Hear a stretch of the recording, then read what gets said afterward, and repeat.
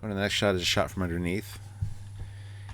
Here, see, some angles doesn't really work for me. There's too much roundedness going on, and this one's kind of one of them. I do like the fact that there's still the spoon cut out on the secondary hull, like just tying right back to TOS. Yeah, that's cool. And the fact that there's just phaser strips like everywhere on this thing is awesome too. But yeah, I mean, I love this view because I think it looks pretty nice. But you see the under details, all the stuff you don't really see. And I've never noticed. There's that tractor beam emitter thing cut out right at the back, at the bottom. Mm-hmm. I've never noticed that. There is one. I never noticed. Anyway, and I don't know if this makes me a bad Trekkie, but I've never been able to remember the registry number for anything. No, for the ship in particular. 74656. It's just numbers, man.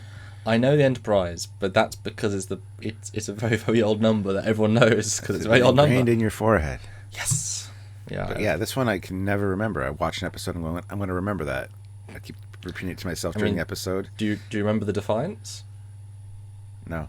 Isn't it 72 something? I don't know. That's the other one I don't know. I remember Excel. Isn't Reliant like 1864? Yes. Yeah. That one's easy to remember too. Okay. Yeah. Yeah. I don't know. I don't know if it was just the age I was when these shows came out, but I just didn't care as much at that point. But when I was younger, I was more impressionable. I don't know. I'm just not good at memorizing anything. So anyway, next picture. And again, I love the lighting. I did for all these little images to try and get the best out of Voyager. And again, beautiful angle, lovely little detail on the bottom. Very flat, but it's got nice depth to it. I guess it's kind of got an Excelsior-style trench, which I never noticed in the same way. Mm-hmm. And then push out and the aero shuttle. The little I'd love to have actually been inside those. Just in front of the aero shuttle, there's that viewing bay thing. I'd love to just be in there and see the views because that'd be a wonderful observation room. That would have been a cool place for astrometrics. I can't even speak. Yeah, actually. And then they could have used the glass windows and had like overlays and like turn them into computer screens and show the. But Stuart, that wasn't developed until 2017, where they knew that TOS had them. I'm sorry. And we have a close up on the deflector. We'll mention that in a minute. But again, I just love the ship. It's a beautiful. It works. It's strong in the sum of its parts. I think. Yes. Anyway, next picture is just a fun view. I thought just kind of shows off some of the front details. The huge Greebling at the front. The anti Matt Jeffries. Yes. And what he's talking about there, folks, is the TOS Enterprise is very smooth and smooth-skinned on the outside because he assumed that any work you'd want to do on the ship, you'd want to do from inside the ship. You wouldn't want to have to get out in a spacesuit and go and fix a Greeble up outside because it's dangerous. Apparently, in this era, they don't give a shit about safety, and they put little Greeblies on the outside of the ship because... Why not? They need the cooling of space. Sure.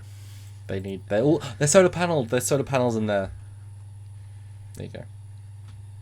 It's like a target. It says hit here because there's lots of things. But look how many windows there are in the front. I mean, the fact that the conference. There's a picture in a minute, but there's the conference room. All these different. I mean, if you go to the next picture, I guess there's a conference room. There's the 10 forward. There's another room. There's a side room. There's the briefing room. I mean, they're all targets. You could literally destroy the bridge and everything around the bridge.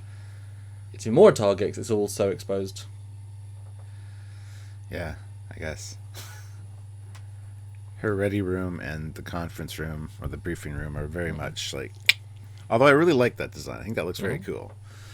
But yeah, the Greeble thing outside, I don't know. It just makes the ship look unique because we really didn't get that on the even the Enterprise E or D. Sorry, didn't have that.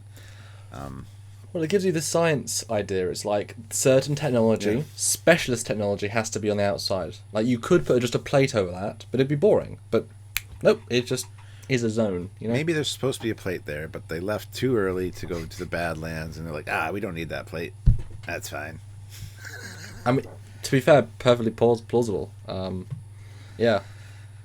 But yeah, the bridge picture again, wonderful details. I love the arrangement; it's very different. I wonder why there's such a strong lip at your top. You'd think that's kind of wasted space. Kind of goes up on the bridge and then. It's a cool 3D thing, but you'd think it'd be flat and then. Yeah, I guess. I never really thought about that, to be honest. I do love the fact that there are escape pods incorporated beside the bridge and right behind the bridge. Yep. That's awesome. I do like a larger, because there are just doors in the bridge that take you behind the bridge. There is rooms back there which I really like, and I think it's simple. Like, I don't know what's back there. I kind of want to know what's back there. I guess there was also in the TOS refit, but it was, I guess, the deck below the docking port at the back. But I'd like to know what was on this ship. Indeed.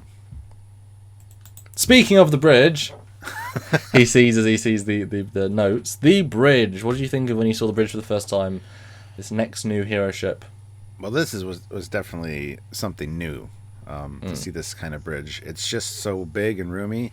You got 2 chairs instead of one captain's chair, which I thought was a very interesting design philosophy, especially considering everything else we've seen. It has a center captain's chair. That's definitely for the captain. This one's kind of like, you could be a lefty, you could be a righty, whatever. Also, it's gone back to the one helmsman, like very much like the NX-01.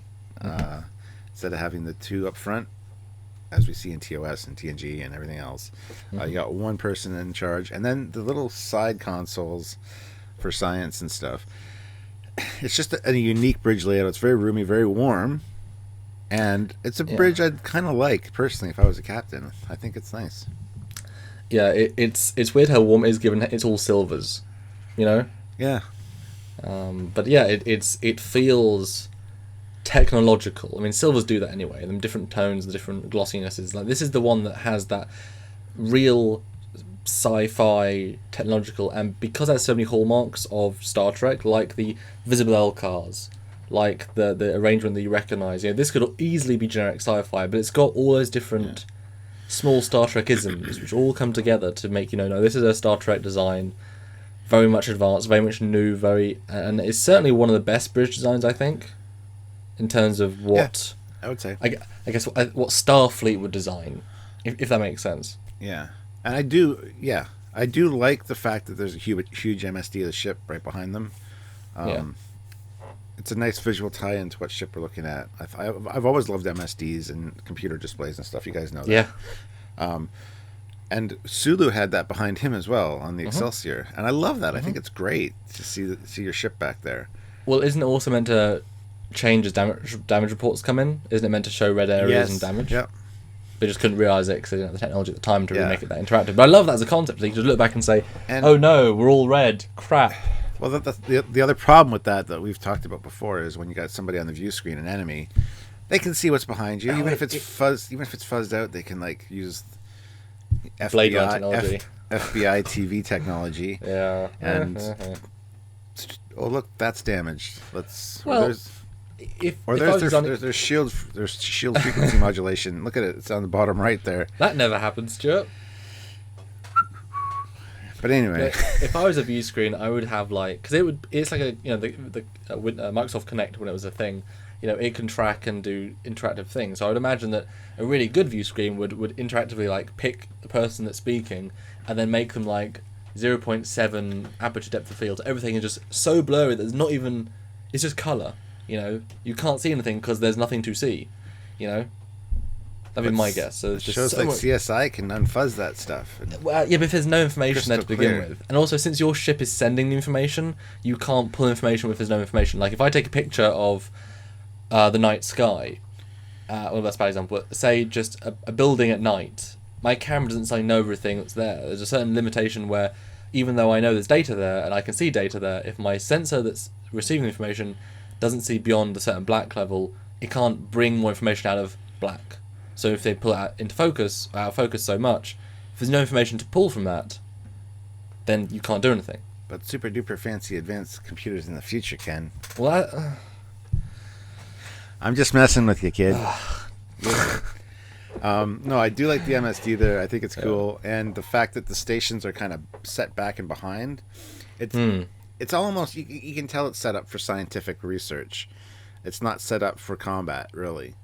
I mean, as much as it's loaded up with weapons and actually pretty tough, it just the layout of it isn't conducive to being in a combat environment, I don't think. Well, if you go to the next picture, you can see a more broad layout.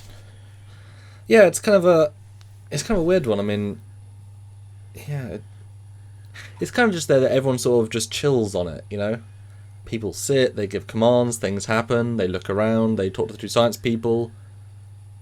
You know, everyone's a little away from each other, you can't rush to things, it's... Yeah. I love how there's no direct turbo lift to the bridge. It's to the corridor behind the bridge. Like, there's a hallway, and they never really... Yeah. Well, no, the one on the left is the turbolift bridge. The Tuvok is a turbolift. I thought Tuvok was the hallway. No, the other one's the hallway. Is it? Yeah, I do a lot of virtual set stuff in this set. Oh, okay. Yeah, the Tuvok one is yeah, okay. But I like that there's the both then, because I always loved that they walked off the bridge down the hallway and then were gone. Yeah. That was kind of neat. But that's cool. It's just a nice bridge. I would love to have been on this set. I think it would have been such a nice...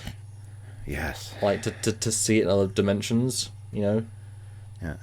And again, it looks like the same size as the Enterprise D bridge, which is the same size as the TOS bridge, but the way they laid it out and filmed it, seemed just cavernous. Well, I think this one was bigger. I don't think it was the same. I mean, it's certainly pulled out more.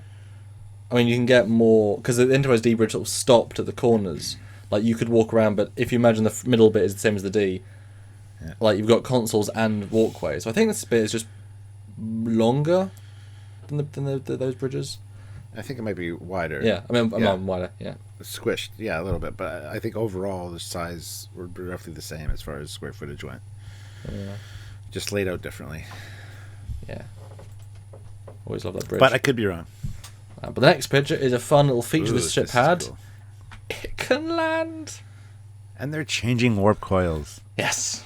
So we get to see warp coils too, which is neat. Yeah, this is a really good bit CG. They're using a shuttle to take the warp coil out. I don't know why they're not using a work bee. Maybe they don't have any. Well, the MSD showed a couple, but I can imagine that maybe the work bees are actually fixing stuff at the same time. Like, you ain't got some number of things.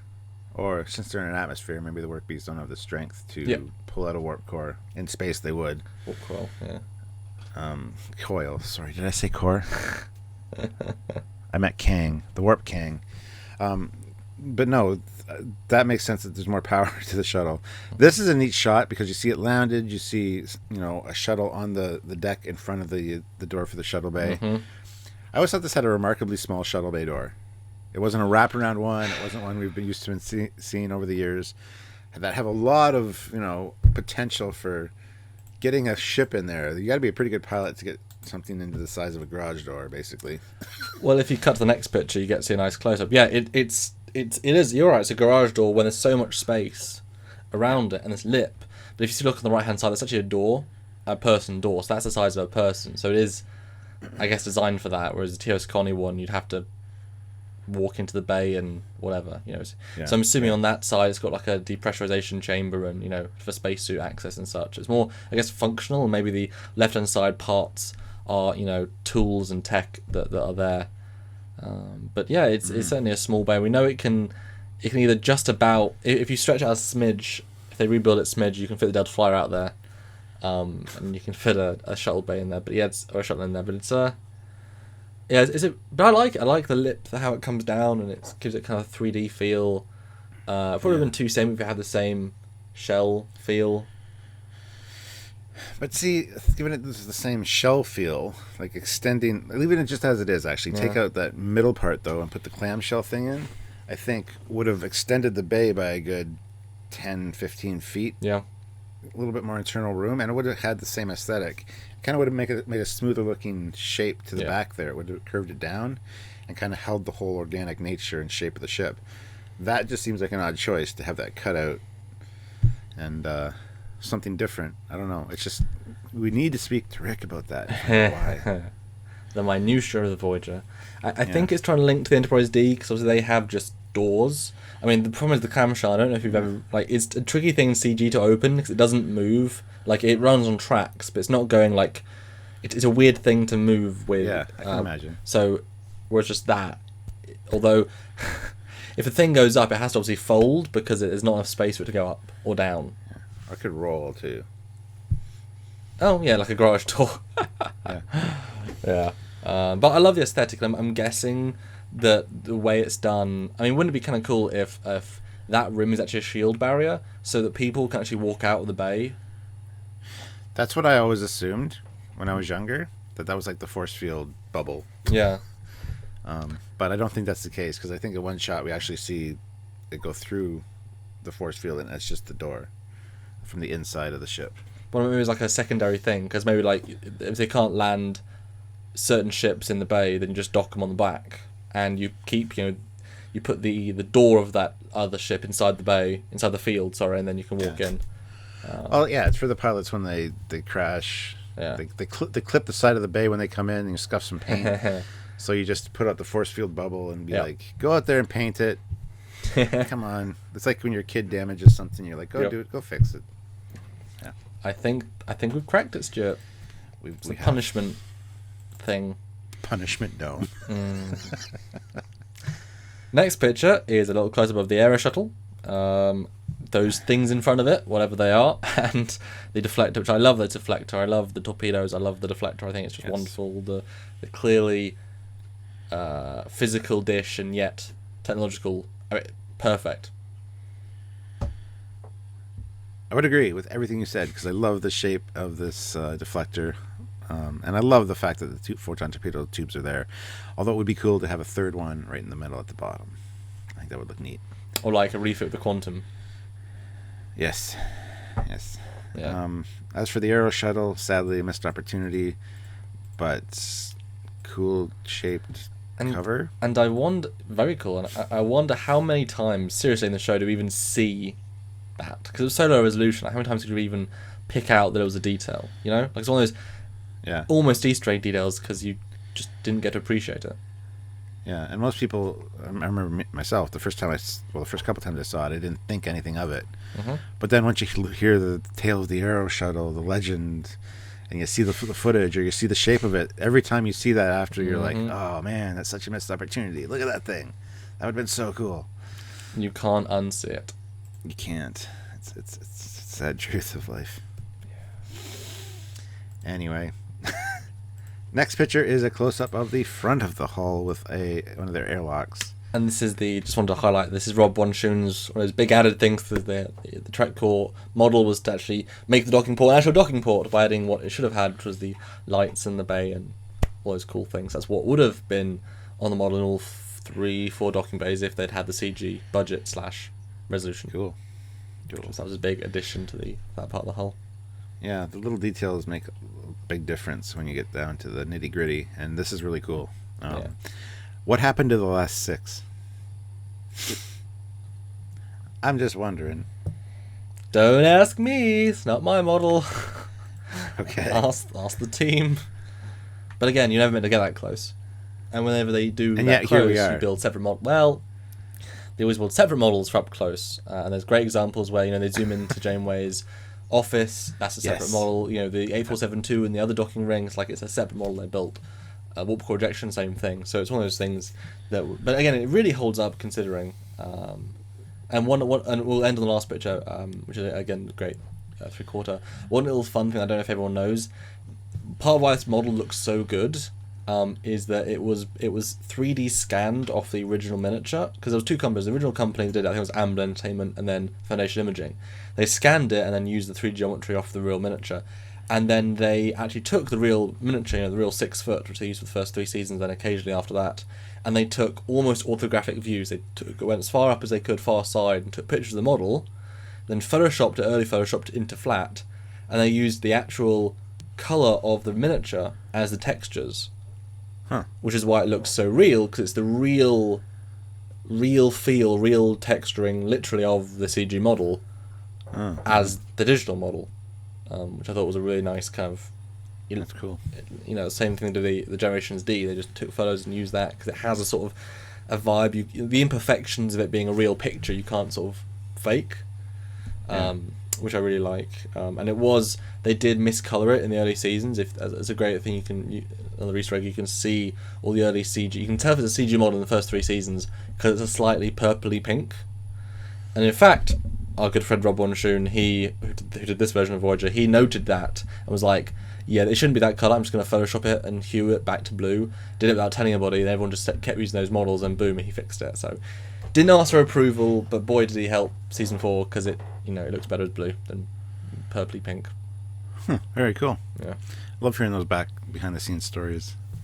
Yeah, anything about Voyager is fun. So, Stuart, closing thoughts on this legendary USS Voyager NCC 74656. I know, because it's right there. It's a tough mid-sized ship. Mid-sized? Thank you for the payoff on that one. Yeah, it's a cool little ship, and the fact that and the reason I mentioned the SS Minnow and stuff at the beginning of this is because that's the storyline, that's the plot for this whole show. They went on a quick 3-week mission instead of a 3-hour tour, and ended up being stranded somewhere and needed to get back home. So it's Gilligan's Island, tip of the hat to that kind of thing. I thought it was funny. I loved Gilligan's Island. So anyway, the fact that it's such a little ship, purpose built for something, scientific wise, was actually thrown that far and had to get back home is interesting, because it really makes you appreciate the size of the ship, the limitations it did have as far as food storage and energy storage and things like that, and the fact that there was going to be a really rough ride. If they had thrown a Galaxy class into the Delta Quadrant, whatever, man, we're fine. City in space, yeah, it's a starbase in space, exactly. So I like that. It could have been the Defiant. It could have been worse. Should have been a smaller ship. I mean, the Equinox did it, but they were very lucky. They said that themselves, at least for the early parts. That wasn't lucky. They went crazy because that was the second part. That was the end bit. Yes. Well, anyway, that would drive me nuts too. Yeah. Because they didn't even have holodecks. They just had the little. Yep. Yeah. And that was got like 3 years in as well. So. Yeah. So anyway, I love this ship. It did grow on me after a while. There's still things I wish that would be changed about it. I want the nacelles to be totally reshaped and redone. And other than that, it's good. I mean, I think just a little bit longer nacelles with a new style would be kind of nice. But other than that, I think it's great. But I would want to see the original concept version in the show. I know you do. For me, I mean, it's one of my favourite ships. It was a great thing to follow for the year I followed it in real time and then went back and watched. It's everything that Enterprise D had, but sort of sleeker and integrated. And I think, again, it was a well-designed / lucky piece of kit put together. And like you said, lucky it was this ship that got lost because it was actually capable of surviving, again, with some luck. But, if you go look at the video game project, the Voyager one, done by Daniel, great project, he has a video where he's actually on the saucer as a 3D person. I mean, you can walk the entire length of this ship in minutes. Yeah. It's not big. I mean, you can literally be, it is being stuck in a submarine. It is being stuck in a small thing.